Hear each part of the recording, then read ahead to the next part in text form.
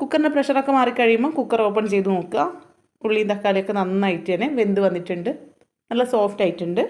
ഇതിലോട്ട് നമ്മൾ നേരത്തെ റെഡിയാക്കി വെച്ചിരിക്കുന്ന പൊടികൾ ചേർത്ത് കൊടുക്കുക. അതിൻ്റെ കൂടെ തന്നെ ഒരു 1/2 ടീസ്പൂൺ മഞ്ഞൾപ്പൊടിയും 1 ടേബിൾ സ്പൂൺ മീറ്റ് മസാലയും ചേർത്ത് നന്നായിട്ടൊന്ന് ഇളക്കി കൊടുക്കുക. ഇതിലോട്ട് നമ്മൾ എടുത്തു വെച്ചിരിക്കുന്ന മട്ടൻ ചേർത്ത് കൊടുക്കാം. ഇതിലോട്ട് ഒരു 2 ഗ്ലാസ് വെള്ളം ഒഴിച്ച് കൊടുക്കാം.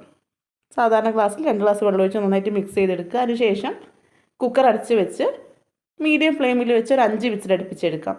മട്ടൻ്റെ വേവ് അതിൻ്റെ മൂപ്പനുസരിച്ച് മാറ്റം വരും കേട്ടോ. നല്ല ഇളയ മട്ടനൊക്കെ ആണെങ്കിൽ പെട്ടെന്ന് തന്നെ വെന്ത് കിട്ടും. ഇതിപ്പോൾ കുക്കറിൻ്റെ പ്രഷർ മാറിയപ്പോൾ കുക്കർ ഓപ്പൺ ചെയ്ത് നോക്കിയിട്ടുണ്ട്. ഇത് അത്യാവശ്യം കുറുകിയൊരു ചാറാണ് കേട്ടോ, ഒരുപാട് ചാറില്ല, പക്ഷേ ചാറില്ലാതെയല്ല, അങ്ങനെയാണുള്ളത്. അടിപൊളിയായിട്ടുള്ള മട്ടൻ കറിയാണ്. നിങ്ങൾ ഇതുവരെ ഇതുപോലെ ഉണ്ടാക്കി നോക്കിയിട്ടില്ലെങ്കിൽ ഉണ്ടാക്കി നോക്കണം. നിങ്ങൾക്ക് എൻ്റെ വീഡിയോ ഇഷ്ടമായെങ്കിൽ പ്ലീസ് ഒന്ന് ലൈക്ക് ചെയ്ത് സപ്പോർട്ട് ചെയ്യുക. വീഡിയോ ഇഷ്ടമായില്ലെങ്കിൽ